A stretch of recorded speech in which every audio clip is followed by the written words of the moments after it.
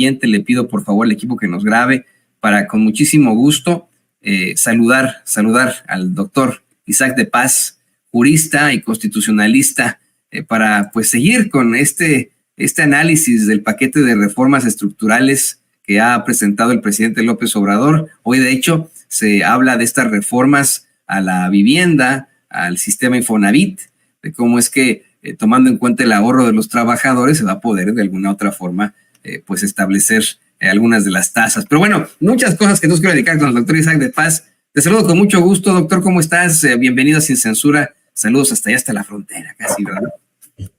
Muchísimas gracias, dijera Juan Gabriel. Aquí estamos en la frontera más bonita y más sincera. Exactamente. No, pero, ¿cómo estás, doctor? Pues buen día, mi Toño, aquí listos para tocar estos temas constitucionales de las reformas, pues todo este drama que se traen con la independencia judicial. Así que tú dime por dónde empezamos. Vamos con eso. ¿Qué te parece? Efectivamente, pues desde ese poder judicial y ante declaraciones muy duras del presidente López Obrador en los últimos días sobre la ministra presidenta Norma Piña, han estado desgarrándose las vestiduras durante pues las últimas horas. Si no era Juan, era Chana, ¿no? Si no se trataba de golpear al presidente López Obrador con la pseudonota desmentida del New York Times, buscaron de alguna u otra forma los medios de comunicación corporativos implantar la idea de que López Obrador dio a conocer que él determinaba lo que pasaba en la Suprema Corte de Justicia cuando estaba de ministro presidente Arturo Saldívar, y que ahora critica a Piña y la acusa de ratera, cuando pues mire, la verdad es que sí, efectivamente, en tiempos de Saldívar hubieron muchas circunstancias propositivas para el pueblo, y no, también hubo determinaciones que fueron muy, muy ajenas al pueblo, y hoy en día, híjole, nos hemos enfrentado a circunstancias muy cuestionables y desafortunadas, teniendo a la ministra Norma Piña al frente de el Poder Judicial, que ella dice es independiente. Eso es lo que exhibe, doctor, el presidente López Obrador. Dice, es que bajo el argumento de la independencia, Norma Piña ha permitido que, por ejemplo, se le descongelen las cuentas a la esposa de Genaro García Luna, ¿no? Pues mira, mi querido Toño, y público de Sin Censura, a ver, primero tendríamos que señalar qué es la independencia judicial de todo esto que estamos discutiendo. La independencia judicial es una garantía para que los jueces puedan realizar bien su trabajo. Para eso se requieren, entre otros requisitos, pero los más importantes son 3.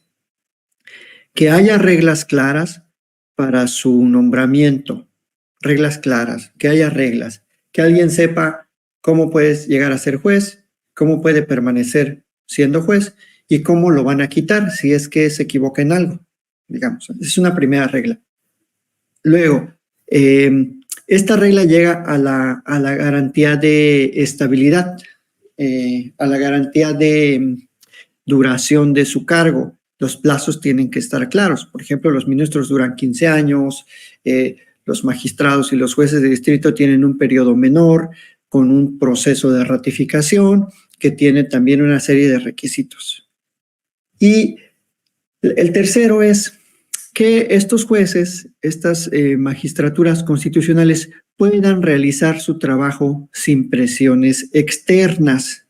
Y aquí quizás es en donde muchos interpretan que si el presidente los critica en la mañanera ya es una presión externa. Una crítica es eso, una crítica, y uno la tendría que aceptar o rechazar, pero las críticas de un poder no minan el criterio de los jueces.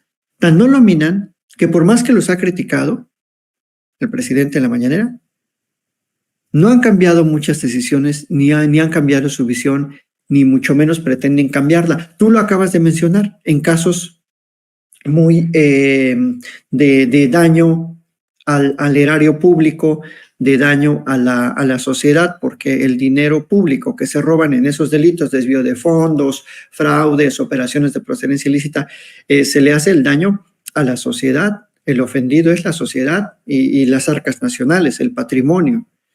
No han hecho caso, o sea, son más libres que nunca hoy los jueces, o sea, son más libres que nunca, Toño, o sea, y eso se ha venido incrementando desde la reforma del 94.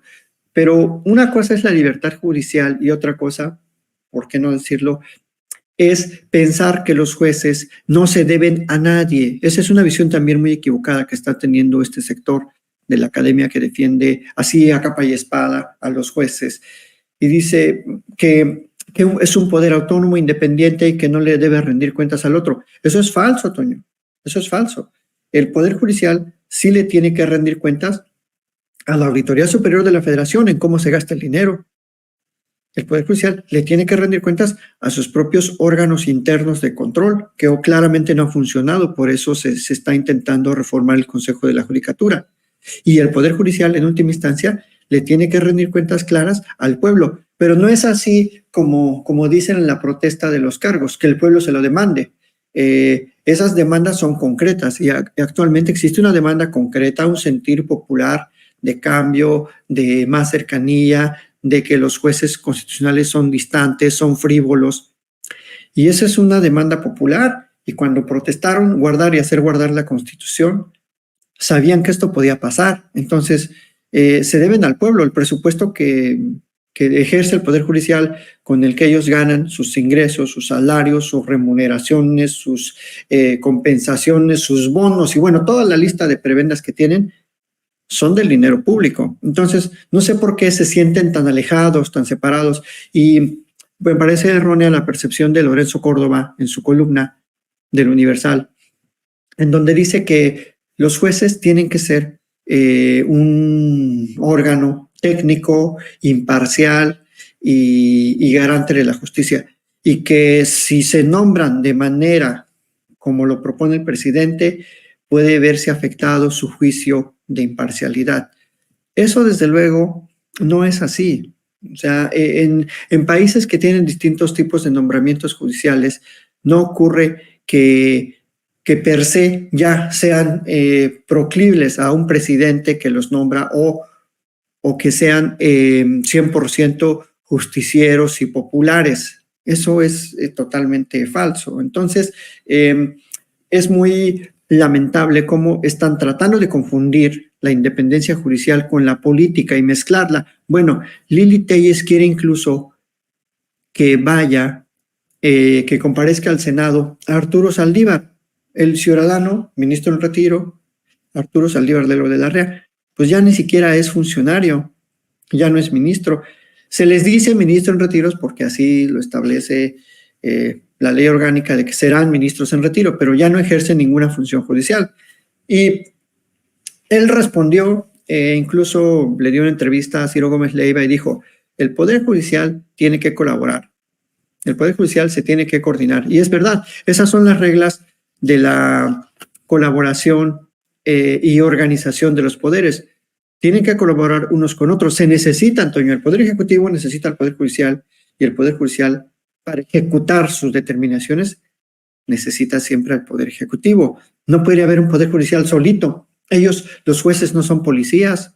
Cuando, por ejemplo, alguien se queja de que otra persona, el deudor, le tiene que pagar un crédito, un dinero, el Poder Judicial manda el oficio a la Seguridad Pública para que vayan a cobrarle a la fuerza los embargos. Y entonces hay una colaboración mutua.